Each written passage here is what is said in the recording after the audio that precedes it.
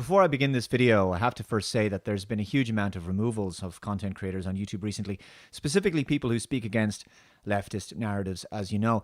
So I'm going to strongly encourage you to finally get around to setting up that BitChute account that you've been meaning to do. My BitChute is growing steadily, almost 60,000 subscribers over there. You'll find all of my videos on that platform, and you never know when the axe will fall on YouTube. Sometimes it feels like we're hanging on by a thread. So sign up to BitChute to keep in touch, and if you can, support my work via Subscribestar or through my website, computingforever.com, where you'll also find all of my videos. It's greatly appreciated, and it ensures that I can continue to bring you this content. So, there was a couple of things that came up recently in my discussion with James Corbett, and they got me thinking about the widespread and disturbingly rapid changes that have been made to our lives in such a short period of time. From mandatory face masks, Orwellian social distancing in virtually all places where people congregate, mandatory hand sanitizing, and changes to how businesses and schools operate. We keep being told that this is the new normal, new normal, new normal. They keep trying to drum in that propaganda. In my discussion with James, we touched on the new world that we're entering into, a world of prioritization of people's biosecurity over their access to healthcare. And this entire lockdown has essentially been a trial run for that. A world in which there will be periodic deadly viruses on the loose, and the government and Big Pharma is here to keep you safe from them. And that the top prioritization is the greater good, the collective safety of the populace over the individual's right to healthcare. Whatever ongoing illness you may have, high blood pressure, autoimmune disorder, cancer, diabetes, COPD, asthma, whatever, those will be considered of lesser priority than the virus because anyone could be an asymptomatic carrier of the virus, including you. So everyone is potentially a danger to you, and you are potentially a danger to everyone else. The ultimate divide and conquer tactic. Individual health is of lesser importance, apparently, when compared to ensuring the collective compliance to the public pandemic policy set by the state. As we are now increasingly beginning to see, which was always going to be inevitable, the lockdown has meant that an enormous amount of people have had to forgo necessary medical treatments and elective surgeries. Hospitals were largely empty in preparation for spikes in COVID admissions that never actually materialized. The lockdown was always going to cost more lives than it would ever have saved.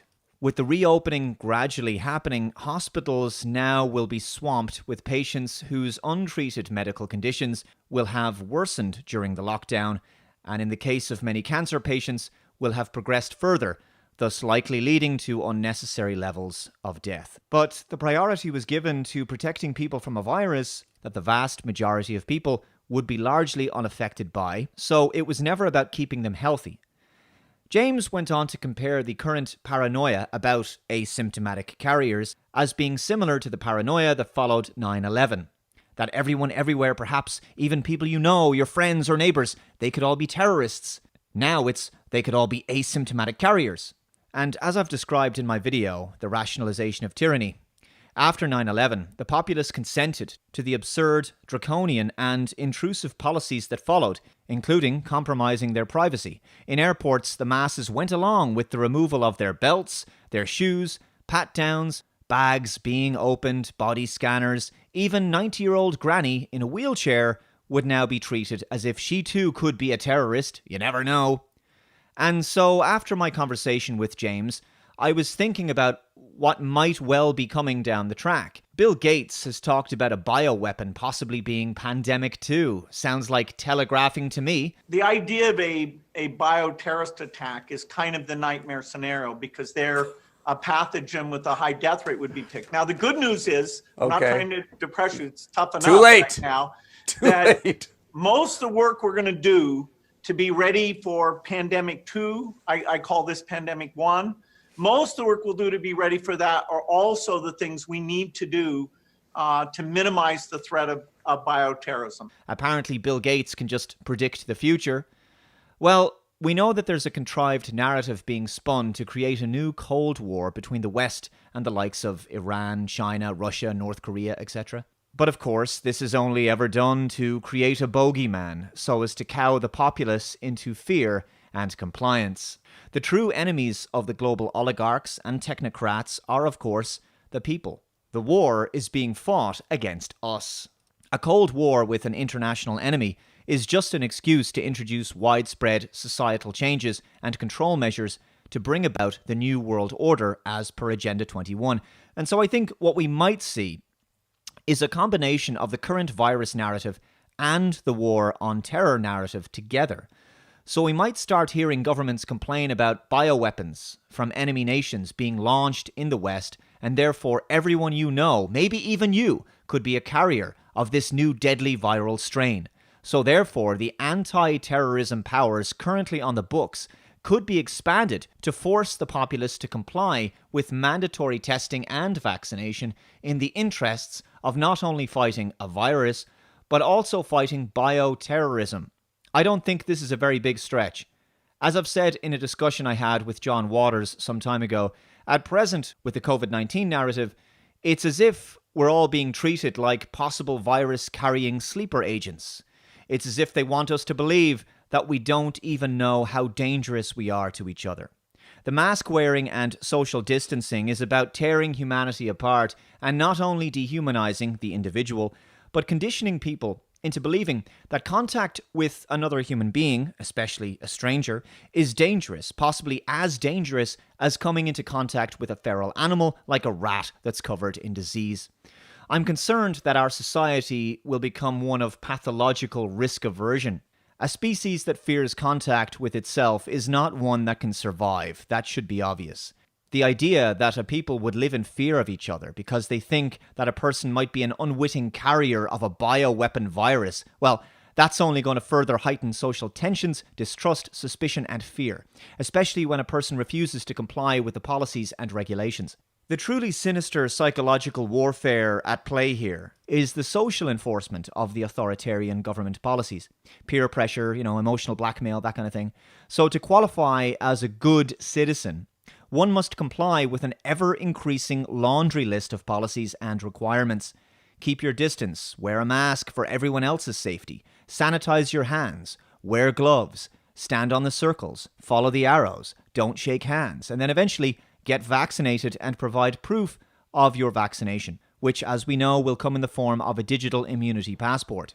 Failure to comply with any of these requirements will result in social disapproval, ostracization, difficulties finding employment, being cut off from basic services, and being banned from entry into businesses, and of course, in some cases, fines and criminal prosecution.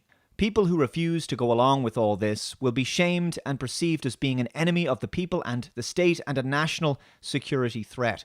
Political dissent will be seen as someone who simply wishes to live freely as a human being with bodily autonomy of their own. Anyone who refuses to surrender their individual rights and liberties and who will not submit to the angry baying mob of sheep will be deemed a threat, a danger to the collective health and biosecurity and safety of the populace, and potentially a willing participant in terrorism. It's that old saying that if you're not with us, you're against us. The zero-tolerance policy of school now being applied to the wider world, and it also just so happens that a generation of young people raised in the zero-tolerance policy era and who already can't start a family of their own or own their own home, who are basically dependent on the government for most everything, they will find it relatively easy to adapt to this future. No longer will you be able to enjoy a life where you're free to make spontaneous decisions about what you're going to do during your day. If you want to go to the pub some evening to meet a friend or something, sorry, you can't do that. You have to book the pub in advance. Likewise, if you come home from work and you're sitting on the couch watching TV some evening, and you decide on the spur of the moment, screw it, I think I'll go to the gym. Sorry, you should have booked the gym in advance. Gyms are increasingly requiring people to book them the night before to confirm availability because of the limited capacity they're allowed to cater for under the new social distancing rules. So this is a world of constantly asking for permission to do things that you never had to ask permission for in the past. And also everything you do and everywhere you go is registered and recorded. And you're constantly having to follow instructions once you receive permission to do these things. The plan under communism is to basically make everyone an employee of the government under universal basic income. So that's why every social setting, from the pub to the restaurant and even the park, feels like you're in a corporate environment where you're being controlled and where your interactions are being micromanaged.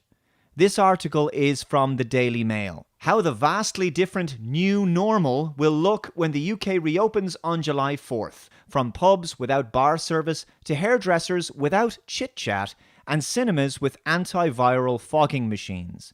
PM announced key sectors including tourism and hospitality can reopen next week for first time since March. Indoor venues including cinemas, museums and art galleries are allowed to reopen in England from July 4th.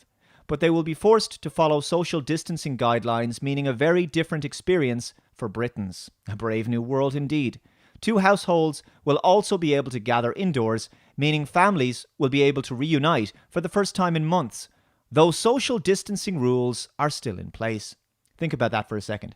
The government thinks that it can determine and regulate what you do behind closed doors, in the privacy of your own home, how many people can gather in your home, how people in a private residence behave when around each other.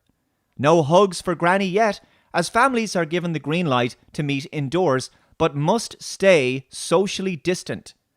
Unbelievable. 2 households will be able to meet up in indoor settings from July 4th. They can even stay overnight in each other's homes or meet in restaurants. Oh, how nice that the government is now granting permission for people to stay overnight in each other's homes. Because the government now is mummy and daddy, I guess. Yes, you have to ask the government when you can have a sleepover with your friends and family. Social distancing must still be observed, with plans for expanded bubbles where people can mix freely seemingly shelved. Just unbelievable that people have gone along with this. The scariest thing of all is not this agenda, actually. The scariest thing is the acquiescence of the public. That's more shocking than anything. People look at this and they actually think that this is reasonable. Grandparents face a potentially agonizing reunion with grandchildren that allow them to meet indoors but bans hugs. Yes, because the people behind this are ultimately anti-human psychopaths. From July 4th, 2 households of any size will be allowed to meet indoors for the first time in months, under changes announced today. But social distancing, either remaining 2 meters apart or 1 meter plus, with protection like masks, will have to remain in place. Do you remember when it was just stay indoors till we flatten the curve? Now it's the government will control every aspect of your life and your free will is completely gone. We're at a point where the government can determine how many people are allowed to get together in a room privately. Here's some of the images depicting how businesses will look in this disturbing future. Pubs and hair salons implementing the most insane social engineering policies, grooming people for a world of basically obeying rules that don't make any sense and often change week to week anyway. And by the way, someone recently referred to social distancing as socialist distancing, and I think that's a far better way of putting it. Of course, none of these policies will save these businesses. The policies themselves are actually designed to eventually make them unprofitable because they simply cannot cater to the same volume of customers that they used to. Therefore, this means that when they do go out of business, the property they're in, well, it's going to be worth a lot less. Property prices on the high street will plummet, and this means that global corporations can buy up these properties in cities on the cheap and fulfill the Agenda 21 plan of turning them into high-capacity dwellings, the pod life in the cities. Only large corporations will survive, and most of them will do their business online. When the shopping centres and high streets and retail chains are no longer able to turn a profit, expect only online retail to be the future. Now, a classic example of this transition would be bookstores and libraries. It says here, libraries and community centres. Libraries will be reopened, with CILIP, the UK's library and information, providing guidance for staff and members of the public. Despite fears that handling books could pass on the virus, the body found that the risk of picking up a book handled by someone infected with COVID-19 is negligible after 24 hours if covered in plastic. The risk is negligible after 72 hours.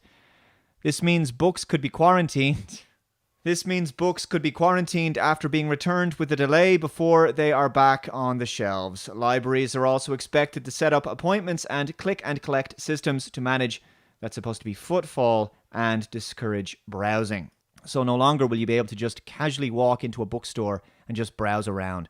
As you know, trying to get into a clothing shop is a pain now because you have to commit the time to standing in the socialist distancing queue.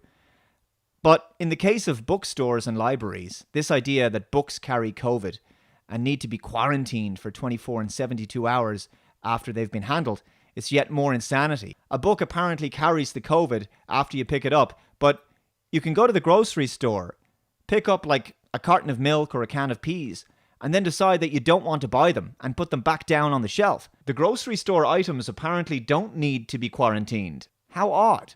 Well, there might be a reason why books are such a COVID risk, because who do you think wins when brick and mortar bookstores and libraries go out of business? The likes of online retailers like Amazon, right? They gain from this. Closing real-world shops forces customers online so that massive corporations can enjoy complete monopolies in their market. Also, it means that the public get used to spending more time online and get used to digital transactions more and more, and cash eventually disappears. Cashless society means no freedom. To the delight of many Britons, mass gatherings for prayers will be allowed from July 4th, though distance will have to be maintained. This means churches have basically adopted the secular position and will do what they're told by the government. It seems that God is secondary in the church at this point. And couples across the country will rejoice to know that weddings as well as baptisms will be allowed again, though guests will be limited to 30, which may cause altogether different issues. Churches, mosques, synagogues, and temples will be required to be regularly cleaned and provide facilities with sanitizer stations. Singing will also be banned to stop the potential spread of the virus. Singing spreads the virus? Singing!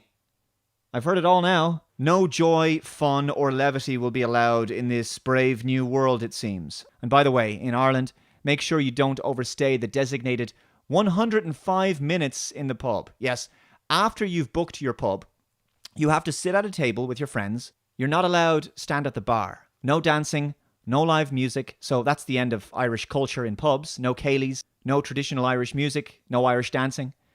And you can't stay beyond 105 minutes. Apparently the virus just comes to life at the 106th minute. And I guess when you leave the pub and someone else comes in after you, the virus clock just resets back to zero. Because I think this is a smart virus or something. It knows how long you've been in the pub. And when a new person comes in, it knows them as well. So I suppose by the same logic, a person could go to the pub, stay for 105 minutes, leave, and then come back a minute later. Does that work? Apparently not. Summit.news had the following article. Life in a pod, the new normal. If you want to go out socializing from now on, you'll likely be doing it in a plastic pod. This isn't some weird dystopia, it's the new normal in 2020. Transparent corrals for beachgoers, dining pods, this is unreal, dining pods, look at this. Clear boxes for students. The demand for plexiglass protective shields has never been higher, announced the Wall Street Journal this week. Yeah, I'm sure this will make conversing with someone easier, speaking loudly at them through an oppressive plexiglass screen, or you won't be heard. There goes the atmosphere and enjoyment of a nice evening in a restaurant, because now fear and paranoia is expected to be an ever-present part of people's lives forever, it seems. This is the prison world that they're constructing. Do as you're told, obey the rules, wear a mask, dine in a pod, endlessly sanitize your hands, take your vaccine, don't ask questions, and just get excited for next instructions. As I've said many times, this is all designed to make the prospect of being outside in public with other people an unpleasant experience, because now all human interactions are needlessly complicated and just generally a minefield of potential dangers and onerous regulations. People will live in paranoid fear of each other and thus decide that human contact in public settings is less desirable than socializing online at home alone on Zoom or Skype or whatever. The purpose of social distancing is to demoralize and dehumanize people and divide the populace and destroy cohesion and social trust. keeping people further atomized and alone. Lonely and scared people are easy to control. The devastating thing is how children, who aren't even affected by COVID, are being treated during this. The changes to schools are, in my opinion, completely immoral and genuinely harrowing. Children separated from each other at lunch breaks. This is just devastating to look at. The formative years matter a lot, and if children are indoctrinated to fear others and to become obsessive about germs, they may struggle to develop normal relationships in later life. Fear each other, trust the government. Fear each other, trust the government, right? That's the thinking behind all of this. And the BBC covered the changes made to schools in the UK. It has been hard to not hug each other. In the breaks, they can only play a few kids together. How many times do you wash your hands a day now? 5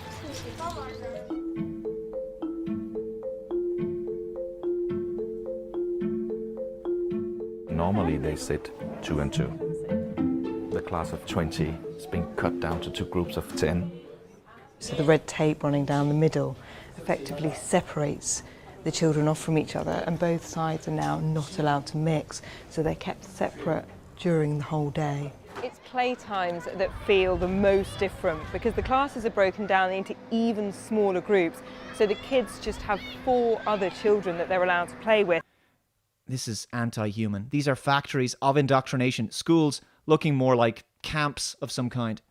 It's insane for a lot of reasons, but 2020 has been a year of genuine collective insanity. When people will wake up en masse, I have no idea, but they need to very, very soon. I want to turn your attention to a website called genocidewatch.com.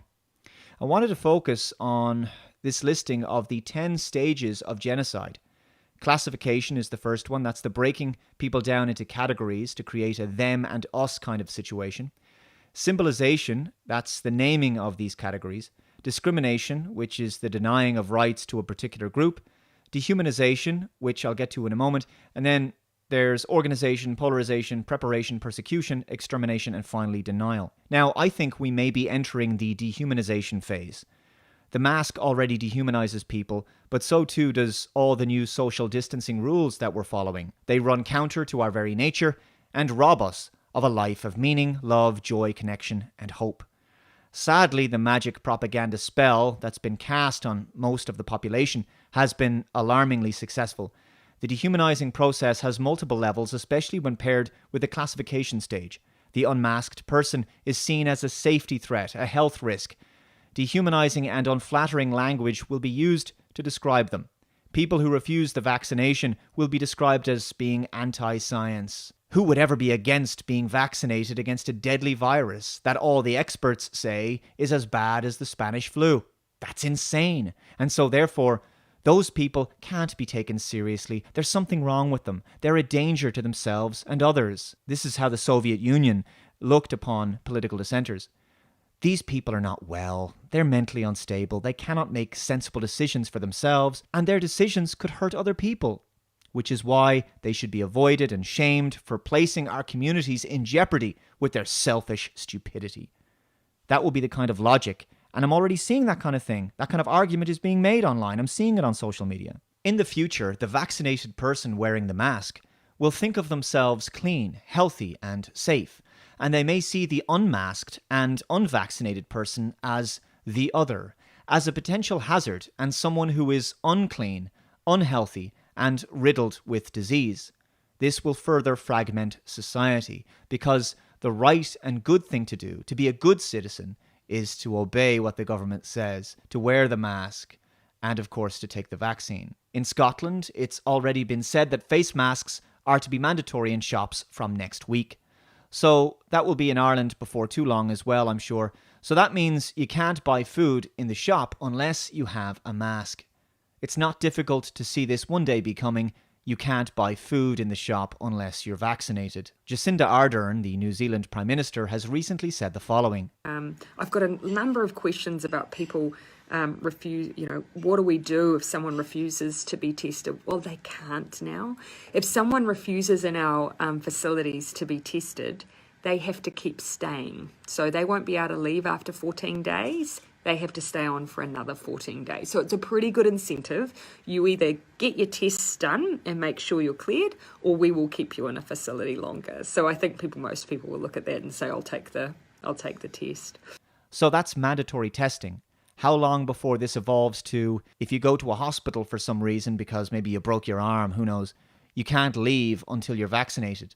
This is where I see something like this going. My body, my choice only seems to apply to killing unborn babies in the womb. Finally, there's that video of Bill and Melinda Gates. Taiwan, New Zealand, Australia, they took their experience and actually prepared, and so they moved a lot faster. So we, we'll have to prepare for the next one. That, I'd say is will get attention this time. So we, we'll have to prepare for the next one. That, I'd say is will get attention this time. That, I'd say is will get attention this time. That, I'd say is will get attention this time.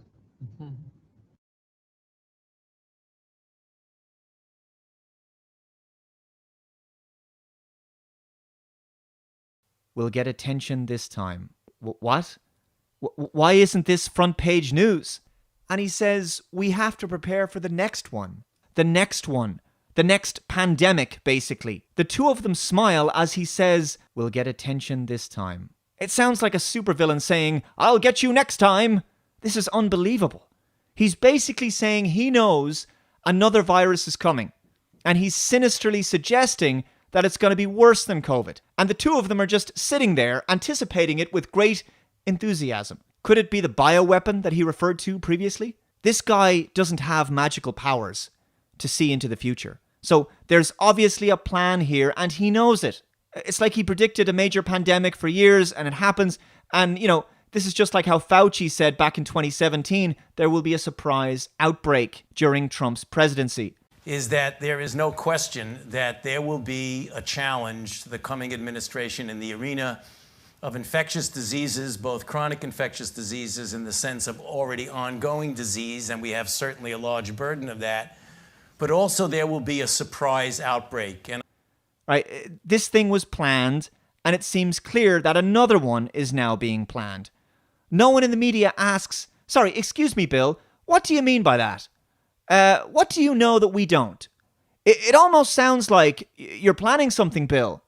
How could you possibly know what pandemics are coming in the future? Natural pandemics as serious as the Spanish flu only come along once every couple of centuries, so it seems odd that two would come along in your lifetime, right? We've had this one and now apparently there's going to be another one. And you successfully predicted this one and now you're predicting another one. And also, it just so happens that you stand to gain financially from the treatment of such viruses, given the investments that you've made in big pharma and vaccines.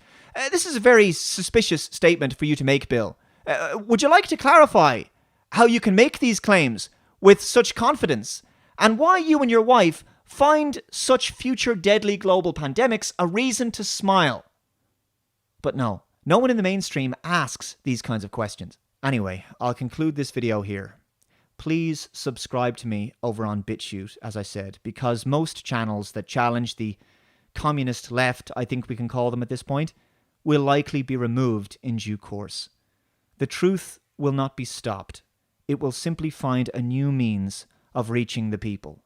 Anyway, once again, thank you very much for watching. Much love to you, and never, ever, ever give up.